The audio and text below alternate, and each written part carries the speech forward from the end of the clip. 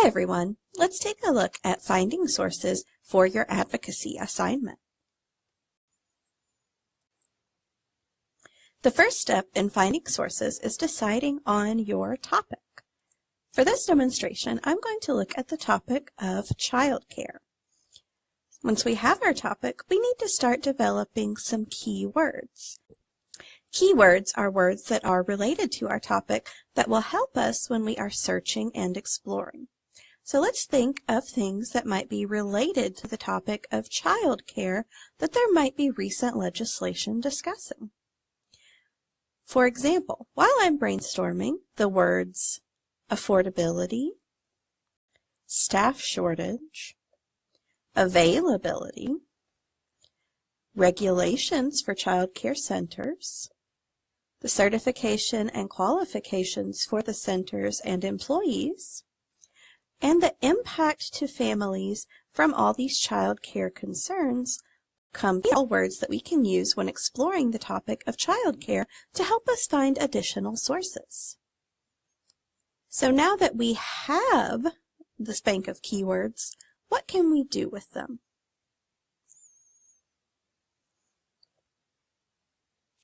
The first thing that you need to do for this assignment is to find your piece of legislation or public policy. If you refer to the WGS201 research guide, there are some helpful tips on here for finding that legislation or policy. Let's go to the Legislation or Policy tab on the left. And this will open a page discussing why you need to find that legislation or policy and places that you can look. There are several different options depending on whether you're interested in federal legislation, state legislation, or city and county legislation. This page will also help you to find your elected representative so that you know who you need to write your letter to. Let's go back up, because for this demonstration, I want to look at federal legislation. So I'm going to look at congress.gov. You'll notice that congress.gov offers us a search box near the top. And when we click on More Options, you'll see that we can choose different congressional years. For this, we do want more recent legislation, so make sure you have that selected. You can look at particular representatives and senators if you would like to. If there is a particular committee that you know might be helpful to you, such as Education and Workforce, an Ethics Committee, Finance Services, you can select one of those committees and search the legislation that has come from those committees. For this example, I'm going to do a search, and I'm going to put in my main topic of childcare. And then I'll click Search at the bottom of this box. Here are the search results for my topic of childcare. You'll notice that there are quite a few pieces of legislation in the current Congress relating to childcare. Maybe I want to narrow this down a little bit, though, to help me find something that I'm really interested in. So let's think back to the keywords that we brainstormed. Looking at this list, I think I want to focus on affordability. So let's go back, and I'm going to add affordability to my search, and then see what I get.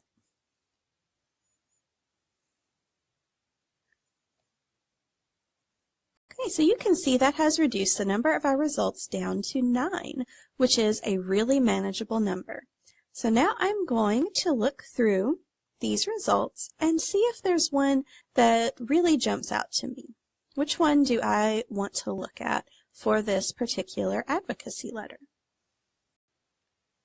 I think I would actually like to look at the Child Care Availability and Affordability Act. So let's click on the bill number that's highlighted and hyperlinked here to open that up. This page gives us a summary of the contents of this bill. You can see who sponsored the bill, when it was introduced, what committees it came out of, what the last action might have been, and there is a bill tracker, so you can see where this bill is in its process to potentially becoming a law. You'll also note that there is a summary, though none is available for this one yet. You can read the full text of the bill, see actions taken on the bill, view amendments, and look at related bills. Let's open up the text and take a look at this particular bill. And here is the full text of this bill. You'll notice that the keywords that I used in searching for the piece of legislation are all highlighted within the full text of this bill. For help and tips on reading and understanding the contents of a piece of legislation, such as this bill, check out the other video on this research guide, Reading Legislation, for helpful hints. For this video, though, what I want to highlight on this bill are things that we can use to find the additional sources you are going to need. As you're reading the bill, you'll notice that certain words and phrases keep popping up, such as child care facility, dependent care assistance programs, employment, employment-related expenses, and provided child care. What I might want to do with these words that I am seeing frequently and that seem very related to what's going on in this bill and to my topic is to add them onto my list of keywords so that I can explore those later while I'm searching.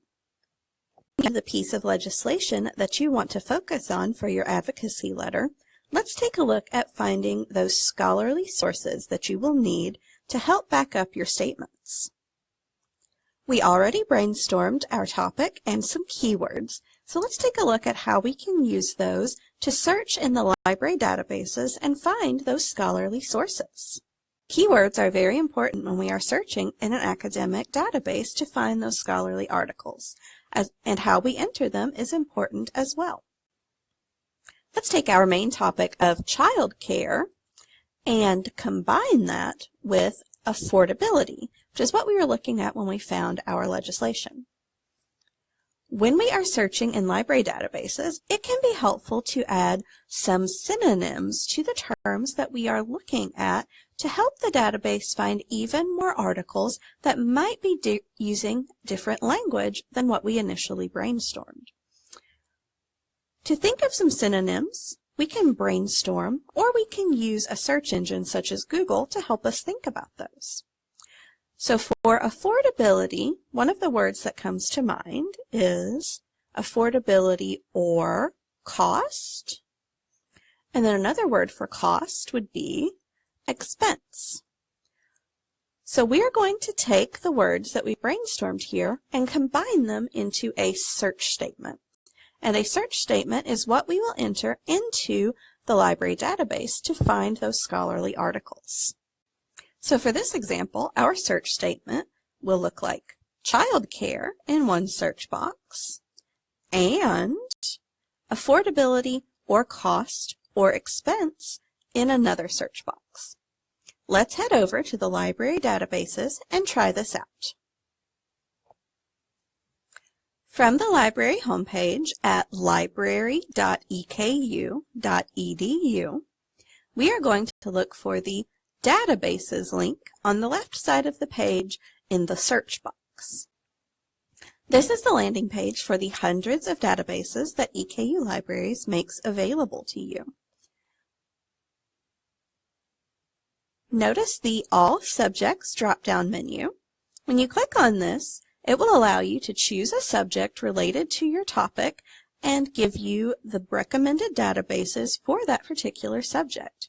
For example, if your topic relates to health and healthcare, you might want to look at the Health Promotion and Administration or nursing databases. For this example, we are going to use one of our most popular databases, Academic Search Ultimate. Academic Search Ultimate is on the left side of the page in the Featured Databases column.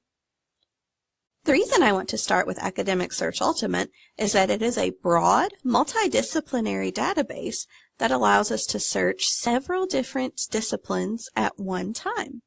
Academic Search Ultimate also has a handy feature that allows you to add other databases into your search along with Academic Search Ultimate. Near the top of the page above the search boxes, there is a link that says Searching Academic Search Ultimate. Selecting that link will bring up a pop-up box that allows you to add additional databases to your search.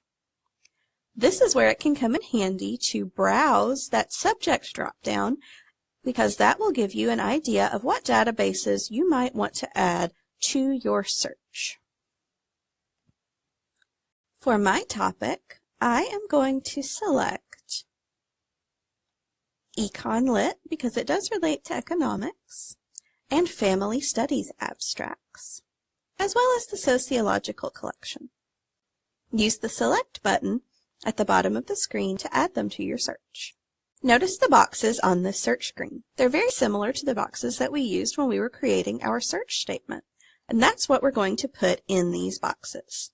In the first one, I'm going to put Child Care, and notice that the database is giving me some options.